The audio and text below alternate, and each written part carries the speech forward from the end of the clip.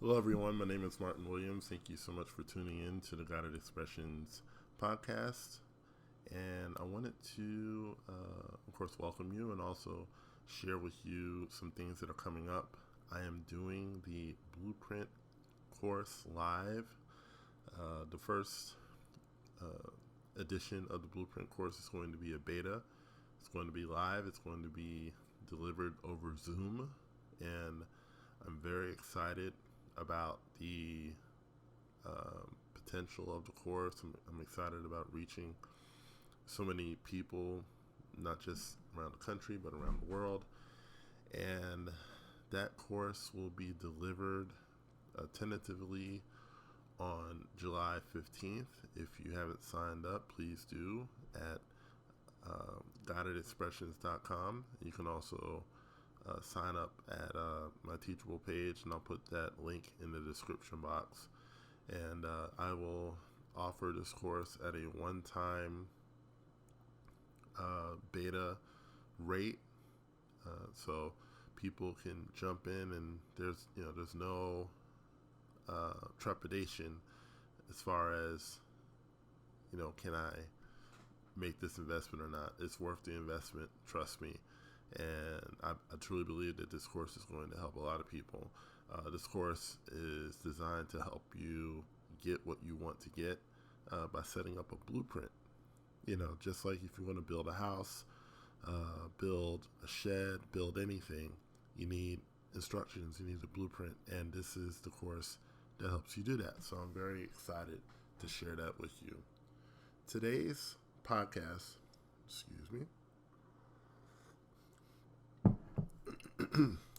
Today's podcast is on practicing extreme appreciation, and I'm going to go a couple of different places. I might jump around a little bit, but the core message, the thrust of the podcast, if you will, is extreme appreciation.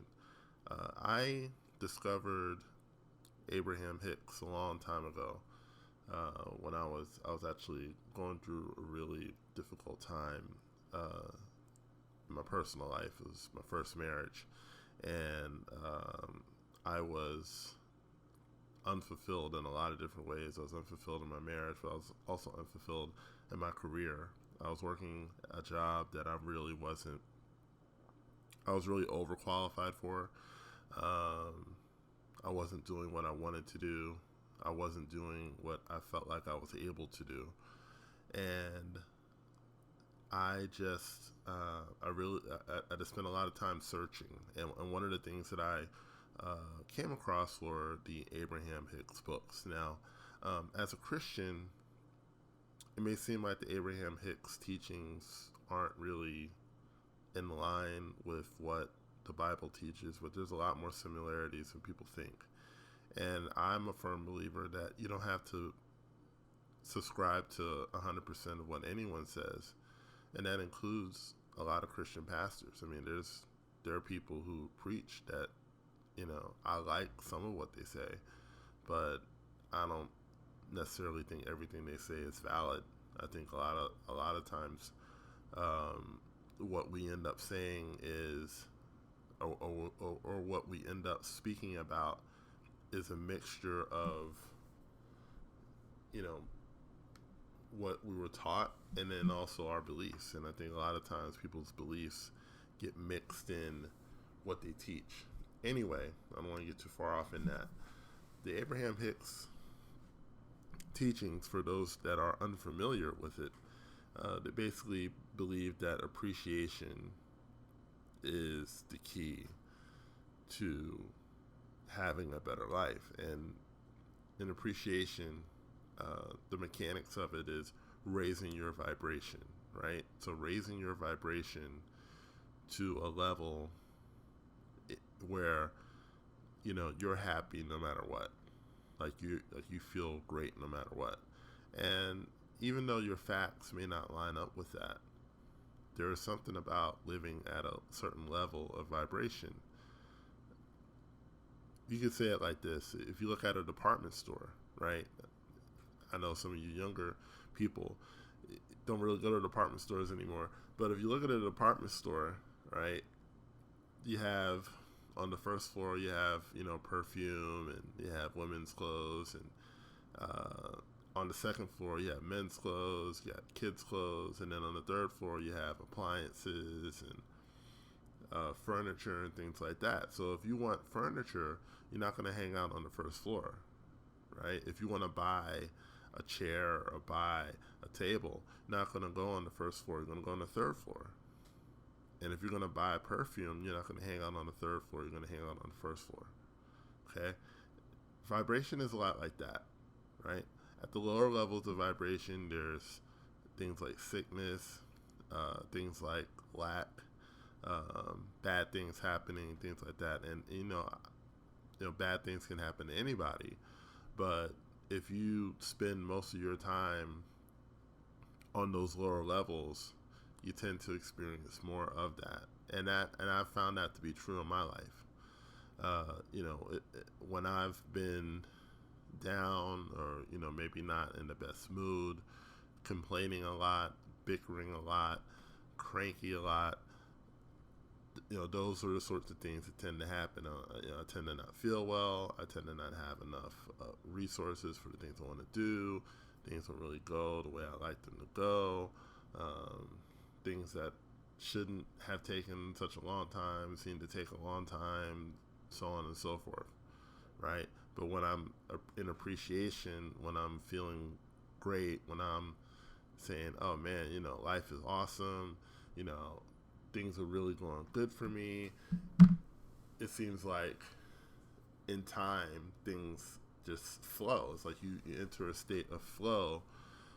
Instead of trying to make things happen, it just seems like things are happening by themselves. So, there's a lot of truth to what Abraham Hicks teaches. And, what I've learned is that, again, everyone can teach you something, even if that person is not right about everything. They can teach you some things, and I think it's having discernment and understanding, okay, what can I learn from this? What can I pick up from this that will help me in my life? I believe that God sends out deposits of happiness, deposits of good each and every day. It's just that people don't get it. People don't receive the deposits. And they don't receive the deposits because A, they're not looking for them, or B, they move away from where the deposits might be. So let me explain. If people send mail to your house, but you move and you don't leave a forwarding address, okay, that mail is usually going to get sent back, right? So even though it's yours, even though it belongs to you, even though it's your letter, if you're not in position to receive it, you're not going to receive it. And in the same way, I believe that God sends good out to everyone each and every day, but people aren't always in a position to receive it because of their dominant mental attitude, right? Your dominant mental attitude, if it's one of complaining, if it's one of unhappiness, if you're bitter about something, if you're unhappy about something, you're not going to get all of what God has for you because you're out of position. You're always upset. You're always in a foul mood. You're always complaining about something. I want you to understand that no matter how bad your life is, there's someone in the world who would love to have your life.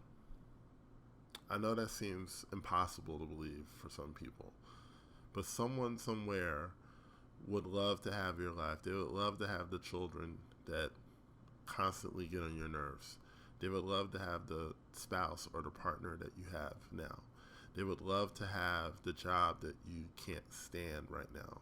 They would love to have the level of abundance that you are living in right now, even though you feel like it's nowhere near enough. They would love to have the level of abundance that you're experiencing. They'd love to have it. They'd love to have the level of stability that you have right now. So it's important that we have context. There's nothing wrong with desiring more, but it's important that we have context as to where we are. And it's important that we have perspective that, especially those of us that live in the States, we live better than most of the people in the rest of the world on a strictly financial level. We live better than most people. We simply do. And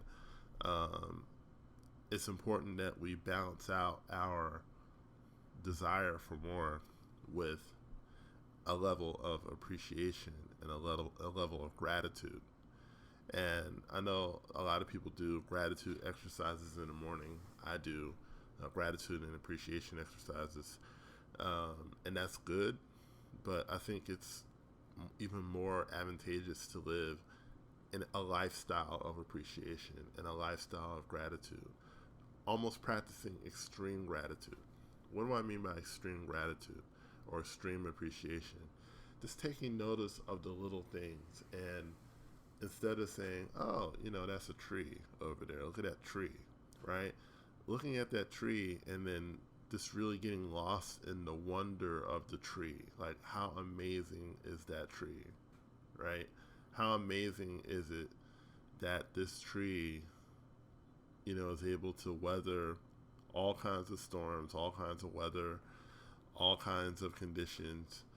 How amazing is this tree that it can provide food for animals, and in some parts of the world provide food for us. And how amazing is this tree that it gets nutrients from the ground, and that it produces oxygen for us as well. Produces a way for us to breathe and live. Just getting lost in things that you see. And if you don't know all that stuff, looking it up. Just going to Google and looking up trees, and looking up clouds, and looking up airplanes and cars, and everything that went into making those things, so that we could not only use them but enjoy them. Practicing extreme appreciation is such a beautiful technique because it's free of charge. It doesn't cost you anything. It doesn't cost you anything to appreciate more things. And the payoff is so huge. When you are in appreciation, constant appreciation, you have a way of, really just living at such a higher level than you're currently living. And, you live at such a higher level of appreciation that, the things that you really are desiring, the things that you really do want, they have a way of just flowing to you so much easier because you're on the right floor, right? You're much more likely to see a chair on the third floor than you are the first floor. And in the same way, you're much more likely to experience abundance when you're in appreciation versus complaining. So it's important that we practice extreme appreciation whenever and wherever we can. There was a story I wanted to talk about. There was a time when I was working for a company named Vanguard, and Vanguard does investments. They're one of the top investment companies in the world, and I was kind of on the lower level of the company. I was basically processing transactions. Had nothing to do with what I went to school for, and they weren't paying a lot.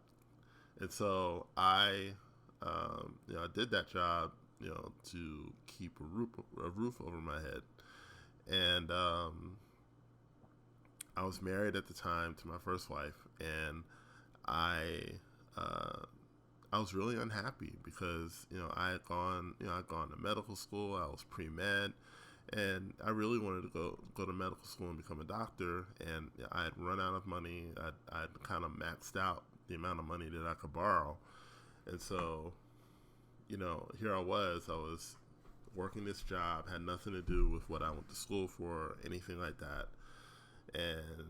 I wasn't happy. I would getting up in the morning and having to like take the bus out to King of Prussia from where I lived in Philadelphia. So I'm on the bus for an hour a day each way, and it was just it was a struggle to really to get through that period of my life. But something happened, and I think it was I was reading Louise Hay, and she was talking about blessing things around you with love, right? And so she said that if you're at a job that you don't like, bless that job with love, bless the people there, and you will be moved to something better. So I said, okay, all right, I'm gonna try this. So one day I went in and I conjured up a scenario where this job was like my dream job. Like I this was the job that I dreamed of having, right? This processing job. And I just dreamed that, this is the job that I really wanted. And so I just conjured up this scenario in my mind that, yeah, this is it. Like, this is my dream job. And so I went into work and I just started working as if this was it. Like, this was what I went to school for. This was where I wanted to end up. And it's like the job just got so much easier. It was amazing how easy the job got. And, people were, my supervisors were saying, wow, you're really working so fast right now. And, it was just, the job just seemed like a breeze. And I went from hating the job to enjoying it. And I went from hating the commute to enjoying it because this was my dream job. Like I didn't care about the commute anymore. I didn't care about any of that. I embraced where I was, and there's something about embracing and enjoying where you are. When I lived in some pretty cool places. I lived in Virginia Beach for a number of years. I also lived in Orlando, Florida for about a year, and I didn't enjoy it because I spent so much time worrying about money, worrying about how I was gonna move to a better place and all these other things. And if I could go back to my younger self, I would say, you know what, just stop worrying about that stuff and just embrace where you are, enjoy where you are. Because when you're worried and anxious and all of that, you miss your mail. Like you miss those emails, you miss those deposits that God is sending out to you every day because you're so worried and so stressed about everything. So it just gets, it gets to be such a drain of your energy because, there's so much to enjoy, there's so much to embrace. But if you're spending so much time worried and anxious and angry and envious, you're not appreciating. And if you're not appreciating, then you're not ascending, right, to where all the good stuff truly is. And it's not just about stuff. It's not just about having money, even though money is a part of it. It's not just about having things, even though things are a part of it. It's about enjoying them as well. Okay? You don't want to have a car and money and a house and a person that you only dreamed about years ago and not be able to enjoy any of it. Okay? The gift isn't just having it. The gift is being able to enjoy it. And so what I would suggest is enjoy what you have now. Okay? Just enjoy it. Embrace where you are. Embrace the place where you are. Embrace the situation that you're in. Because what often happens is there's so much more than what you have. Like there's so much more to life, and there's so many more things that you can have and do and experience. But you won't experience any of it if you are just always upset, always envious, always saying, well, that person's got a nicer car, that person's got a bigger house, that person's got a prettier wife or a richer husband, and here I am with my this is just my lot in life, and that type of attitude will keep you out of all of your good.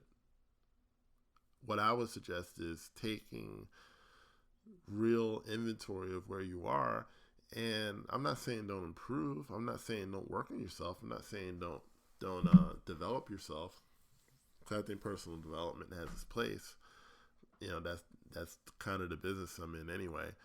But really embracing the stuff that you got now, like really just being happy with where you are now. And there's something about really embracing where you are and being happy with what you have and where you are,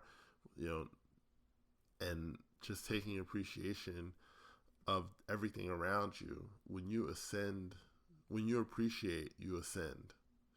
And when you ascend, you encounter things that you probably haven't seen before.